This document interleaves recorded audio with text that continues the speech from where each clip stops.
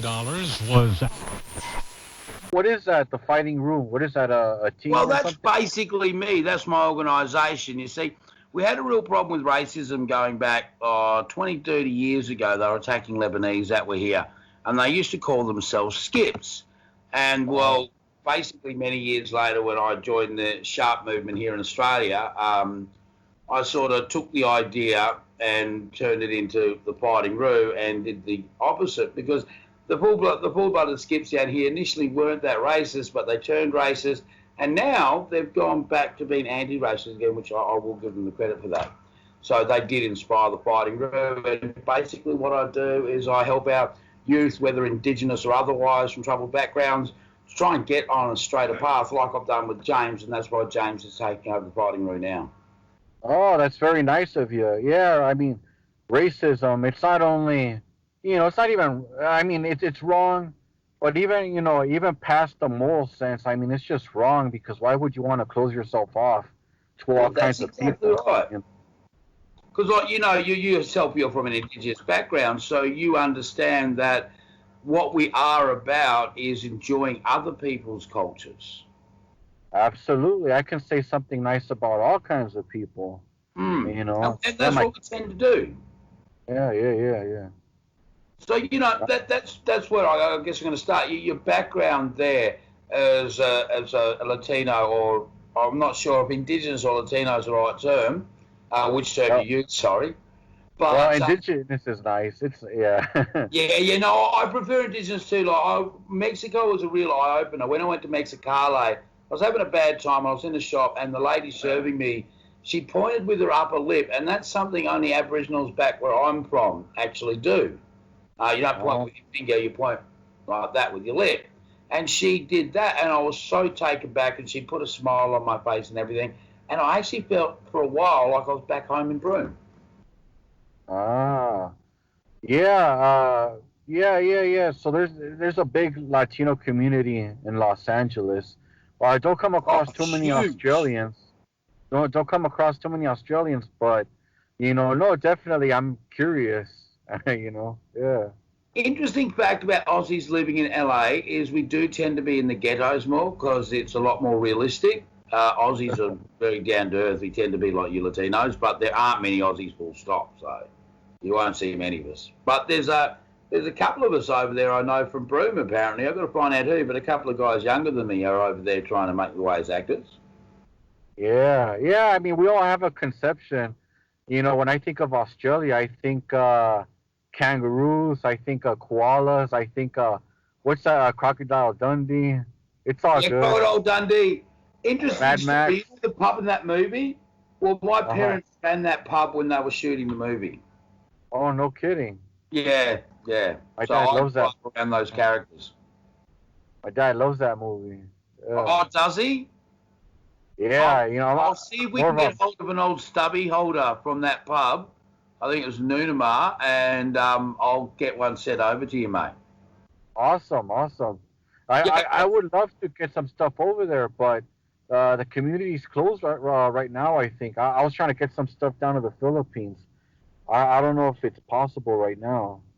yeah, everything's been pretty much closed off with the virus at the moment, but it is being contained. But yeah, you're going to find freight outside of the country. It's going to be a bit slow, but it will all get there eventually.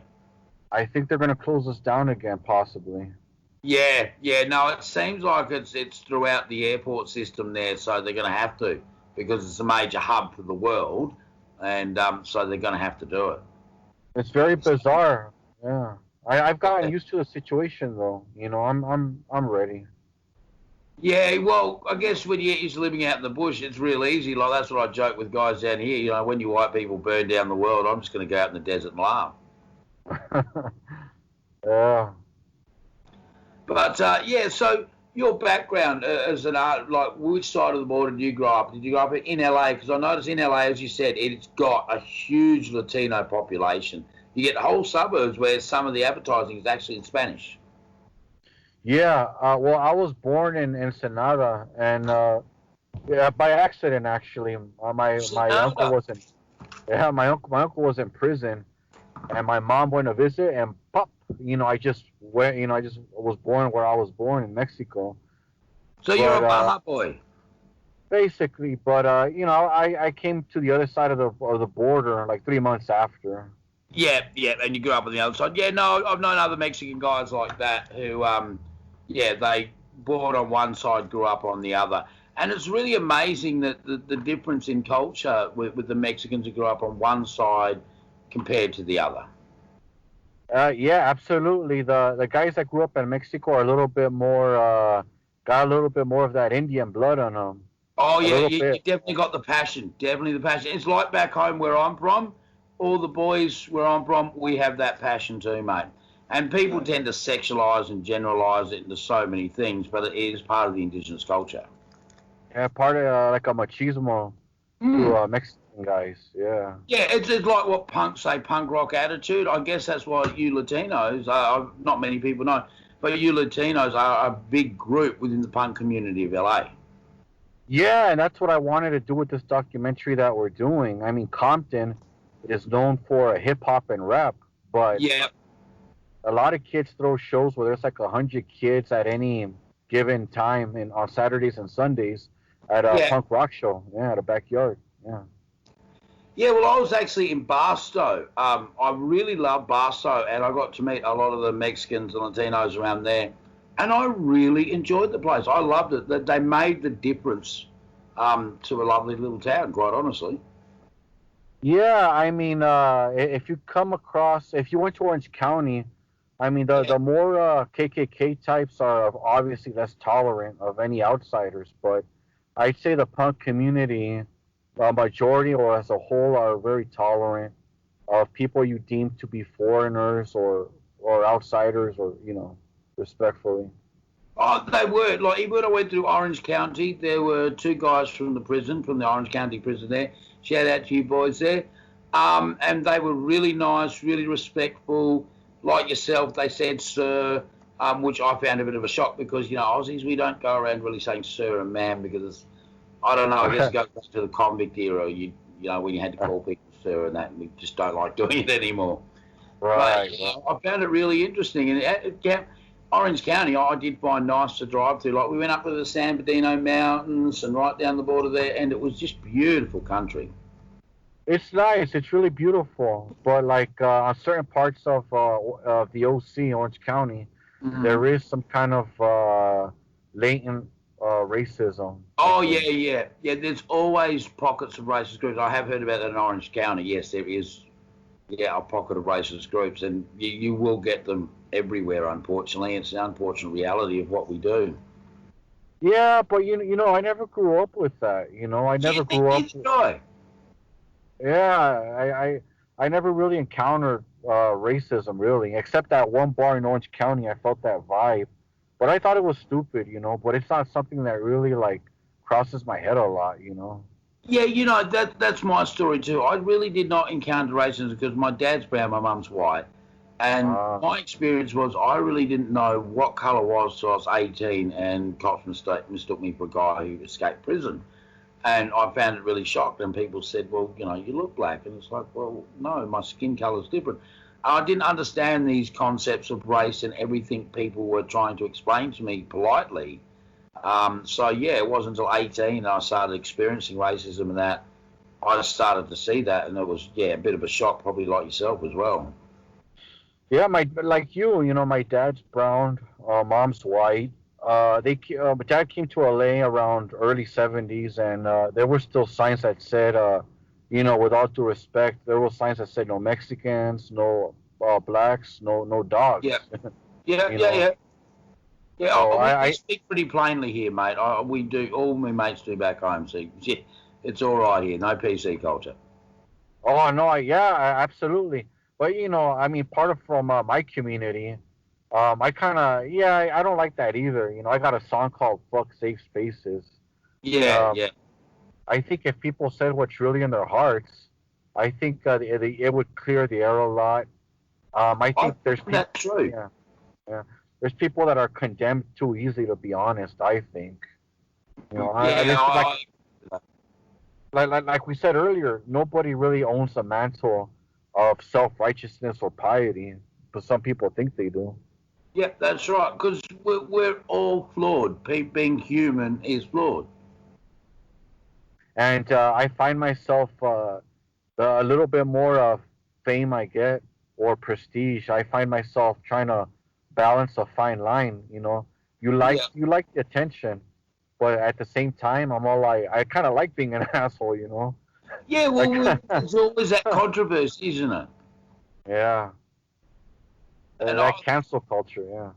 Yeah. yeah, and I mean, PC culture is a big thing in America. Not so much here, even though Australians think it is. It's a huge issue there in America, and it can actually be rather restrictive on you Indigenous, can't it?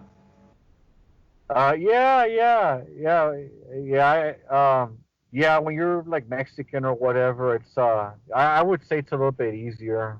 Yeah. Yeah, yeah, yeah. No, because like terminologies and things like that. Like a person like me, even my Aboriginal mates, like my darkest of dark mates, they say black, and things like that.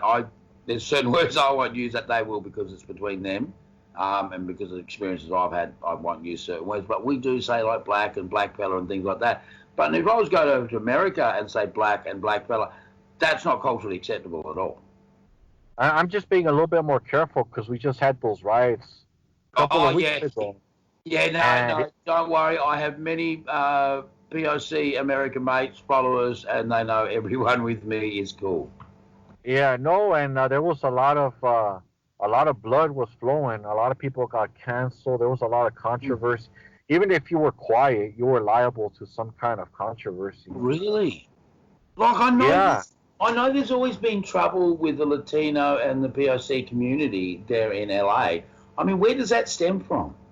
Well, I'll tell you one thing. So I'll tell you one thing that's interesting. I was just reading about it this morning. Hmm.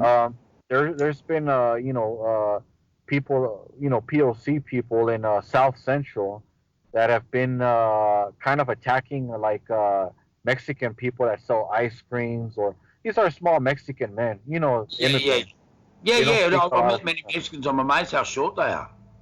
Yeah, no, and there was a black guy. He said that you guys need to, whoever's doing it, you guys need to cool it because down here, gangs understand. When you start messing around with races, it can get ugly really fast. Yeah, So it does.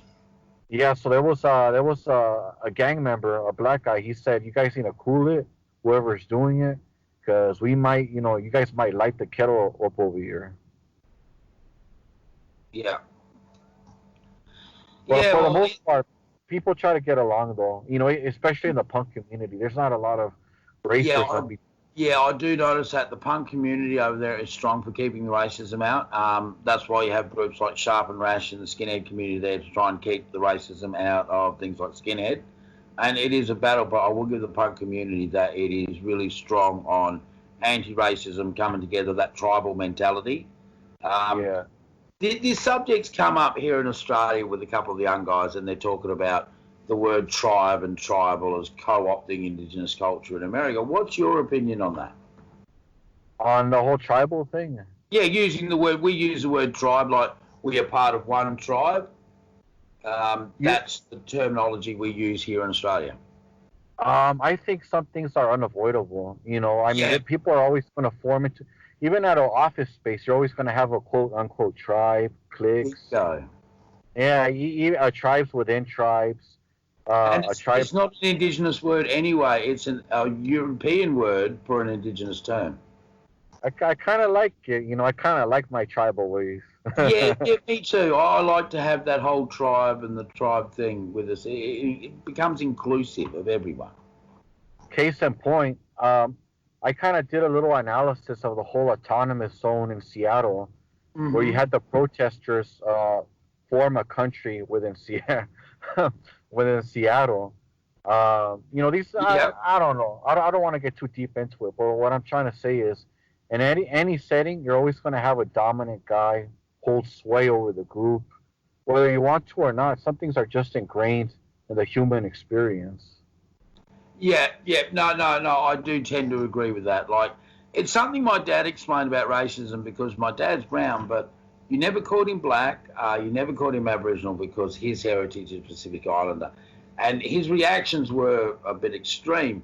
But as I grew up, I found out it was because he went to a private boys' school, which was all white, and the amount of racism he copped, so he had to deny that he was brown. So his reactions and even his inbuilt racism, what was just more out of ignorance, was because of what happened to him as a child. And he explained to me growing up that he could not help to be like that because of what happened to him. But because of my life and the chances I had a chance to be better, and I had to strive to be better. I understand. I mean, there's probably certain fears that my dad has that I don't have. You know, he probably thinks that I'm kind of like maybe being sacrilegious, being like a little little uppity Mexican. Who, I don't know. I think he. No. We have exactly the same thing back home. You know, you're too posh, or you think you're bigger than everyone else. When somebody rises up, we call it the tall poppy syndrome. When you rise up, they cut you down. Yeah. No, and and I don't even think it's just race either. I mean, I think you start moving up, you start outgrowing friends even. You know, it's lonely at the top. It's lonely at the top. Tall poppy syndrome. As soon as a poppy comes up, they will always cut it down to make everything the same, uniform. It's lonely at the top, man. Yeah, and then it stops us as a society growing, because the idea is when one grows up, we all grow up with them. I would like to hope so. You know, even if I try to be a selfish bastard, I'm kind of like altruistic by nature. You know, I try to help out my community. That's part of being Indigenous, isn't it? We look after our community. My dad always taught me that. We give 10% of what we earn, not to the church, but to the community itself. They'll take care of you. Yeah, and they did. Like growing up in a community like that in West Australia, where you did put into the community and everyone knew back to you, whether it was buying in your shop or helping out, giving you discounts or whatever. Everyone came together and worked together, and that was a beautiful thing about these communities that were inspired by Indigenous culture. I mean, all throughout history, I don't know if you saw that show Narcos, but I don't know whether I want to watch it or not. But what's your opinion of Narcos, so I can decide whether it is gives a good image of Mexico? Well, okay, I can understand why one would have scruples about it, but you know, it doesn't glorify the bad guy necessarily. It says both sides, but what I'm trying to get at is like the drug dealers, like in Mexico, he had the idea to put everybody together from each state. So that means everybody benefits from having politicians from each county, deputies or whatever. And it's basically the mastermind principle at work. I don't know if you ever heard the theory, but you know, you basically get people that complement your weaknesses. You get them in a group. You guys start moving up and that's what the guy did from Narcos. Oh, okay. So they moved up together as a group and lifted all of themselves up. Oh, it's kind of a criminal example, but it's yeah. Well, look. See, this is the thing with criminality in business. Often rules apply to one, apply to the other, which is why sometimes people forget and they focus on, I'm just going to be a criminal to make my money, and they don't realise that you can just be an honest man. It may take a little bit more work, a little bit more thinking, but you'll make just as much money and you'll get to keep it if you and never get caught. I'm really happy I found you, because I was looking for people like you, international people. Yeah, and it's been the same on my end, mate. And that's where we come to the whole thing with my dad. You know, my dad probably, I mean, not to discredit him or anything, because he's tough, you know, tough motherfucker. Yeah. But I don't have certain scruples, you know, like I didn't grow up with that racism, you know.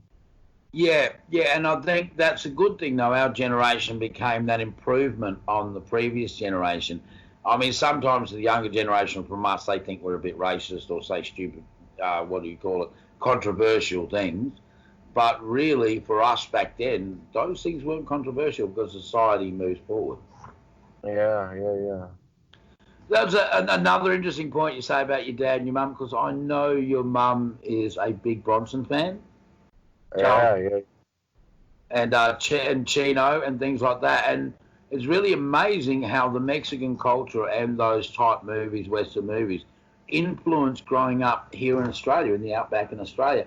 A lot of that Mexican culture influenced us kids in North Australia. Well, Bronson, I believe, was always confused. He had that Mexican. He was He kind Italian, wasn't he? of. Actually, I think he was Lieutenant, like from the USSR somewhere. Oh, he was Eastern European. Yeah, but he played Yeah. those roles well, and it underlined the whole race thing that it's not all about looks. No, yeah, yeah, but there's a certain machismo to the Mexican culture that I guess they embrace that in Bronson. Yeah, and the character in Chino really epitomizes, I think, that Mexican culture that we also have here in North Australia, that tough but fair attitude. And sometimes it is a bit macho, and that's another thing I think we should probably talk about is the macho culture in Latino culture compared, I'd say, on the US side compared to the Mexican side, because I know those traditional values are still very ingrained in Mexican culture. Much the same like Aboriginal culture back home. We tend to be very conservative and Catholic and things like that. Yeah, I'm not gonna lie. I would say I'm a little bit more old school. Yeah, I try to, like I grew up with that advice from my dad. Be a man, be yeah, I'm strong. the same. Yeah, those are good traits, and I kind of find myself at odds. I mean, with the newer generation, maybe they think I'm a little bit too. I don't know, but I think there's a fine line They though. think I'm a hard ass or a shit kicker down here too, mate. I get it all the time from the kids, all the little white kids. But back home, I'll just be an old man up there. But there's an interesting thing happening here in the states where any small little thing a man does is considered sexist or something. Even guys that just walk around. I don't know, man. It's Yeah, kind no, of no, I do know what you mean because I speak with a lot of Americans now. I encounter this a lot. Speaking with Americans, we talk about it a lot. And with the internet and social media, a lot of Australian kids just met that message that all men are sexist and I don't know. Even though things here are a little bit different, they tend to judge us as exactly the same as America when they're not. We do have our issues as well. Don't ever think we're better than America. But the issues here are often different. Like, I mean, for example, domestic abuse is a huge problem in Australia. We have huge campaigns about it. There have been many women killed, and that tends to be our biggest problem than actual sexism. Because we know with people who abuse their wives and that, they're often sociopaths. They will look nice out there on the street, and then at home they will be something completely different. I guess that takes us back to what we were saying about sometimes it's better to have somebody who is just honest. They may be brutal, but at least they're honest and you know where you stand. well, yeah. I mean, I grew up with be a man, don't hit a woman. Sure, there's Yep. that fine line. That Yeah, there's that's right. That's right. where it doesn't make sense to like kill the women of your own people. It Well, doesn't that's make it. You sense. never. I've never hit a partner. I grew up knowing that you never hit your partner. Here was the other thing. This is how sexism worked in a good way. If you're a man and a woman hits you, you had to take it because you were a man. Uh huh. Yeah, yeah, Now, yeah. women lose their temper and smack you because probably you're a bit of an idiot. And women can have tempers, and we know why at certain times. And so, you got to be a bit forgiving of that. Right, right. I can see that. No, I mean, I was also going to bring up the point that in Mexico, sometimes, yeah, some guys overdo it. Really, when you start killing your own women, Yeah. I've that noticed there's a movement in Mexico to start respecting women a lot more. I've noticed a couple of rappers and that really have taken to that. yeah, so I just try to find, me personally, I try to be old school, but I would never go to that point. Yeah, see, I that's what I think too. We've got to keep some of those old school values while moving forward, especially when it's respecting women and giving them equal opportunities and rights the same as everyone else. Yeah, I mean, there's always a spectrum to one thing. Hmm. It's too soft or too hard. I guess it's about finding that balance. Well, that's right, and tweaking it because universalities never actually seem to work. You know, what may work in one place often doesn't work in another.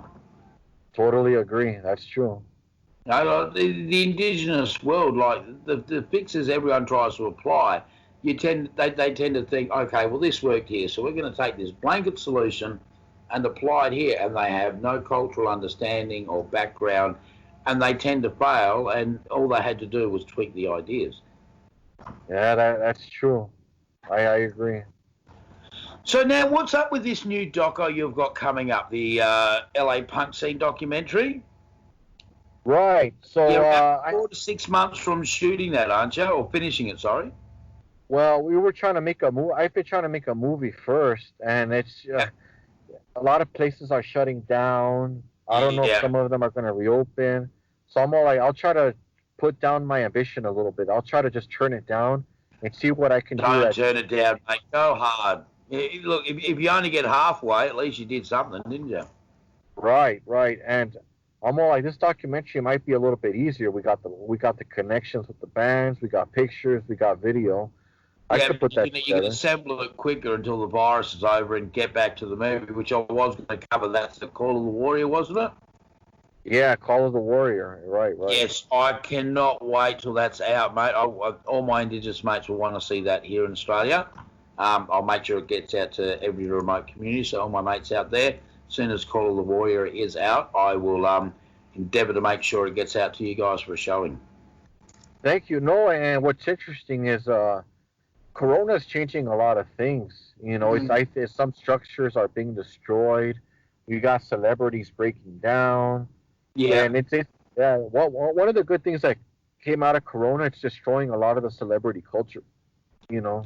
yeah, I have noticed that. Like here, especially in Melbourne, with the hard lockdown, I mean, the news weren't helping at all. All the mainstream media, even the TV, did not help. It was panicking people.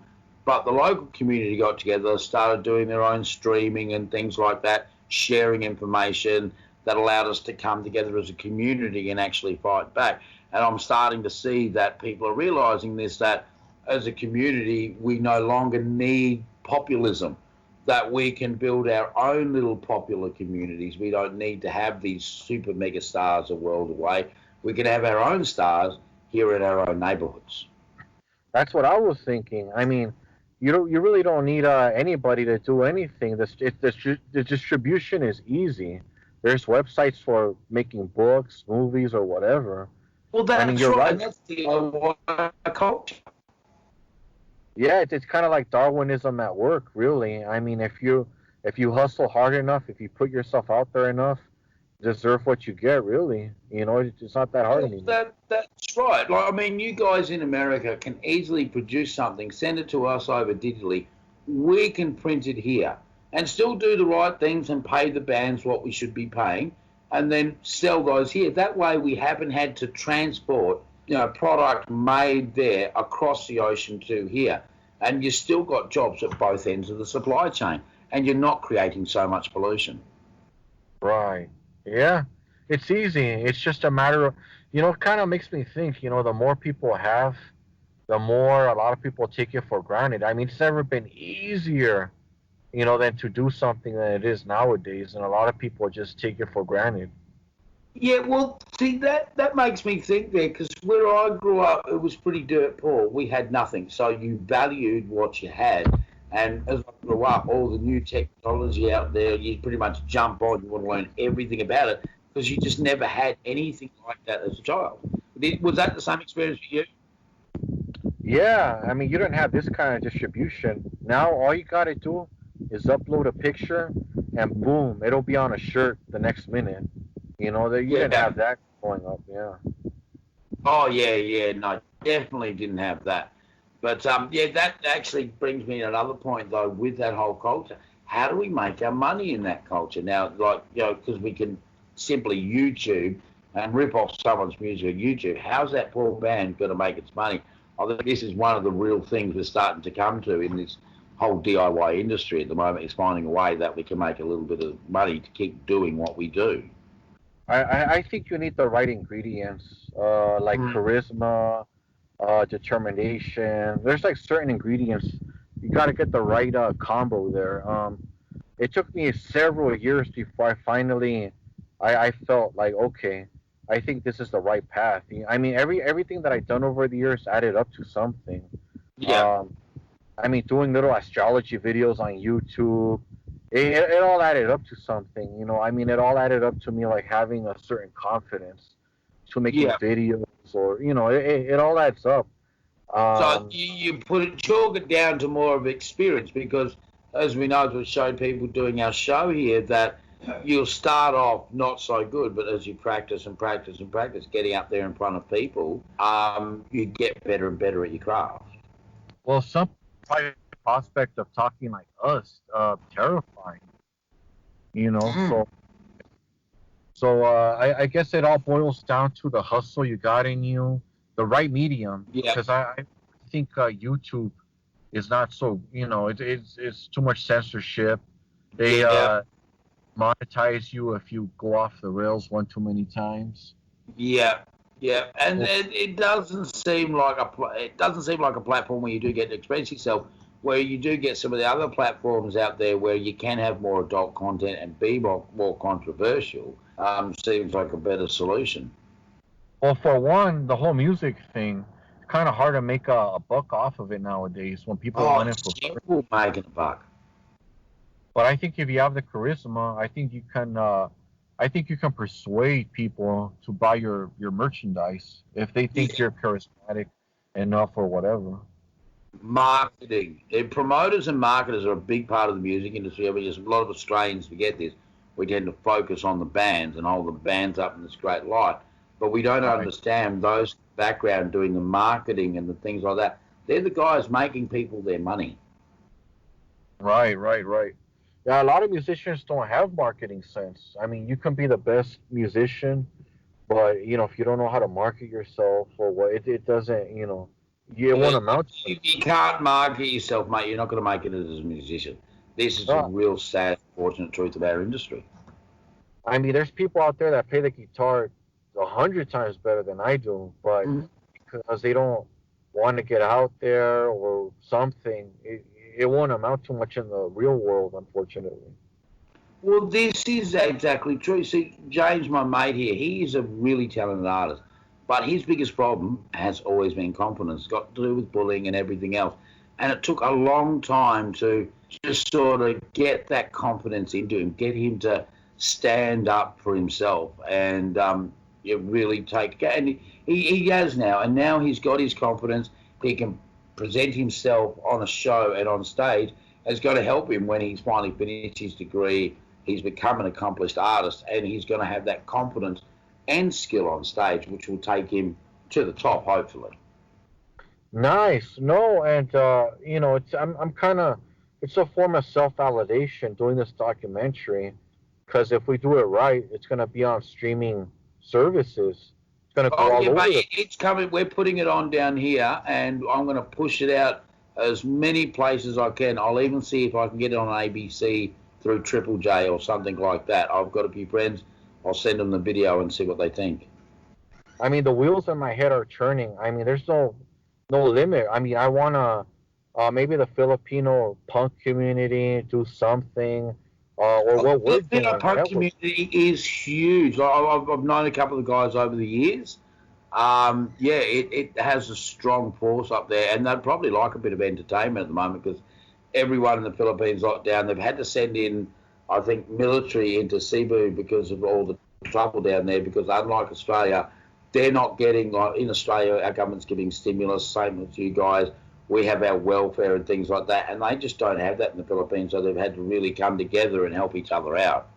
well. I have the vague sense that the Philippines are a little bit more tyrannical in nature, more Well, despotic. yeah, the whole thing with Dubetti at the moment, that can be rather complex because, yeah, he is, I say he's a tyrant. I always will say he's a tyrant. But you're going to have many Filipinos who are going to love and support him. It's a bit different with the culture there. They do tend to follow the leader a lot more than other cultures, but that is what makes them who they are. Yeah. What? Yeah. What are you gonna do? Yeah, that's right. And, we can't put our boys in the situation over there. I mean, those who do speak about Duretti or whatever his name is do. But, yeah, it is getting a bit tyrannical over there with him at the moment. And the only thing that can do is they've got to vote him out. But unless the people do that, nothing's going to change. Yeah, I mean, it could be one guy's hero, another guy's tyrant. Yeah, Like yeah, like that's Trump. right. Well, the whole Marcos era, and still people in the Philippines today glorify the Marcoses. He sounded like a smart fellow. That whole Muhammad Ali fight, that was a good mark. Good publicity right there. Mm. Oh yeah, yeah, The whole Muhammad Ali Frazier, that was pretty smart. I mean, he sounds like a smart fellow. yeah, oh yeah, yeah. Very, very smart fellow in some ways, and yeah, that's the problem. I think that's the problem though in the world. Some of us get too smart for our own good. I know that's my biggest problem with my mental health is sometimes I am too smart for my own good, and I have I to hear find it out. that's true. I was gonna put up a meme, a comment on Facebook that my head hurts from knowing everything in the world. Yeah, yeah. See, me and you have that healthy bit of narcissism that's made us entrepreneurs. Not many people get that. To be an entrepreneur, you have to have a healthy bit of narcissism. I think it's a self-defense mechanism. I mean, It is. I get a kick out of annoying my haters. They want to see you on the ground. They a little uppity Mexican in my point, and I tell them one day the Hollywood letters are going to say Carnation in gold. They don't like that. Success is the best revenge, isn't it? Yeah, yeah, If it's you've true. got Yeah, people who are literally following you, hate campaigns, and just spending their whole life obsessing on hating you, you actually have a fan, but you have a fan who will never masturbate over you. yeah, yeah, So yeah. that's a huge advantage. Yeah, that's true. No, and on YouTube, sometimes I see the haters, but it's like Eminem said, it's like dropping an anvil on a house of cards. They don't got any fans. They're not about anything. People that bother to go out of their way to make hateful comments at you. They ain't about shit. It's just them retaliating against the world they can't conquer, I guess. Yeah, I almost feel sad, really. I mean, they could be doing something better, like reading my book or something. Oh yeah, now that was the other thing. I'm going to get a copy of your book. What is your book actually about? Let's go into that and talk about your book. It's called The Way of the Tiger Man. A lot of people would say that knowledge is a little bit caveman like. It's a little bit more of Midas right kind of mentality. But, I, you know, I think it's a good mentality actually. I have the tiger, the fighter. That's a very good mentality to have. yeah, I mean, people like you and me, we get each other. You Yeah, know that it doesn't matter how much goodwill you have inside of you. There's people that are, uh, let's say, religious in nature and want to squish that out of you for some reason. yeah, I don't know, man. You just got to have a certain fighting stance yeah. inside of you. Yeah, no, no, no. That's definitely true. You must definitely do. So, like, Eye of the Tiger, what it focuses on building up as a person, or is it a book about business, or is the punk community itself? Well, nah, I think it's more of a philosophical on the self. It's more, like I said, I did like 10 tenets that a man should follow. One of them is having a big ego is actually a good thing because Yeah. most So, of the, yeah, it's a book for business and being an entrepreneur because, if you're looking towards you as an entrepreneur, that would be the book I'd guess you'd be reading. yeah, no, and I find a lot of self piety in people. Hmm. There's a lot of people that they like to look at famous people. They hate famous people, but they don't have the traits. A lot of traits that they hate are traits that you need. If Yes, you're yes, yeah. Projection. if you're in the business world, you're gonna find a lot of crooked motherfuckers, a lot of sharks. You gotta Yeah. learn how to outshark them. Yeah, that's why you've got to be shrewd. That's what my dad taught me. You have to be shrewd so you can hunt sharks. Yeah, yeah, and I kind of want to put it out there because I kind of do see like my little projects growing. And straight up, I want to tell people I'm not a saint, guys. I mean, even if I like to do nice things for people or whatever, don't come at me in 10 years for something I said when I was in high school or whatever. I'm Yeah. not a saint. I can't be an asshole if people push me. I mean, I try to be a gentleman and professional, but I mean, it's just like you, I can see that in you too, Oh you yeah, know. mate. Look, I get it all the time. I'm renowned in skinhead across the world as the world's biggest asshole. Because I'm a lot like yourself, mate, and I don't give a stuff what anyone thinks.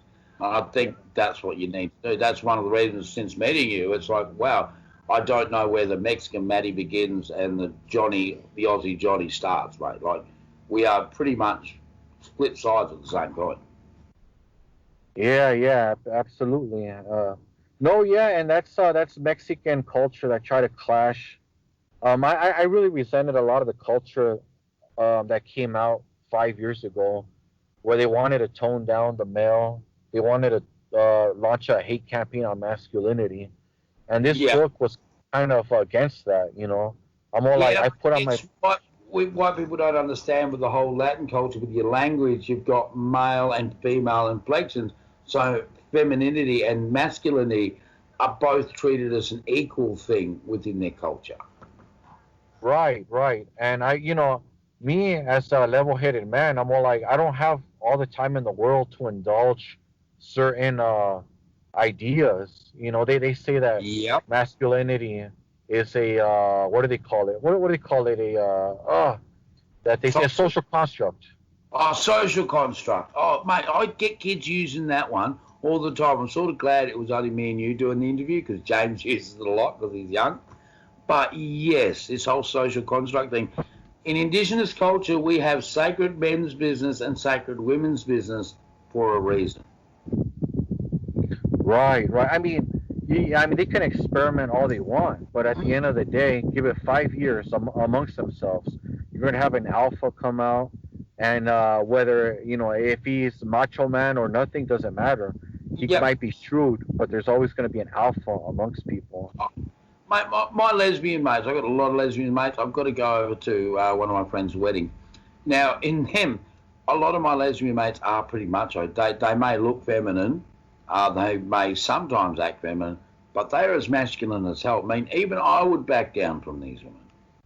Right. Well, it comes to that. They just have that will, Oh, they do. and They're they very strong-willed women. That's why I love them to death, mate. They're my best mates in the world because they are strong-willed. Because I've always liked strong-willed women. I mean, I'm sort of seeing a Latina at the moment because, well, she is a strong-willed woman. right, right, right. And I mean, it comes down to that whole Darwinism, that whole might is right. I mean, if they work hard for it, I mean, what are you gonna do? I mean, they deserved it, really. I mean, Yeah, yeah, no, definitely, definitely. So, well, I guess we're up to about 45 minutes. I'm going to pretty much end it here. Yeah, it's been great talking with you, Johnny. the same. I could tell we agree a lot. Yeah. Oh no, no, no. We definitely do agree on a lot of things, mate. Like that's why we're going to be working a lot more in the future. Definitely helping you get your stuff out here in Australia because Same, yeah. same. Once the whole COVID thing, or in any way I can, absolutely. Oh yeah, we'll be sending you a lot of music from the Melbourne scene and the Sydney scene and right across Australia, actually Brisbane, Perth, Darwin, and we're going to start pushing those Australian bands up there in LA and start pushing your guys' music down here. And we're going to see if we can open up something between us all. I would love to have a punk compilation from Australia down here. That'd be interesting. Yeah, well, we are looking towards that. It's just really getting the acts over there, getting the money organised. It is not cheap. I've looked at it, and it's a lot of money, but it is doable. It's just getting everyone to work together and no infighting and things like that. But in time, we should be able to pull it off. Yes, sir. All right. Well,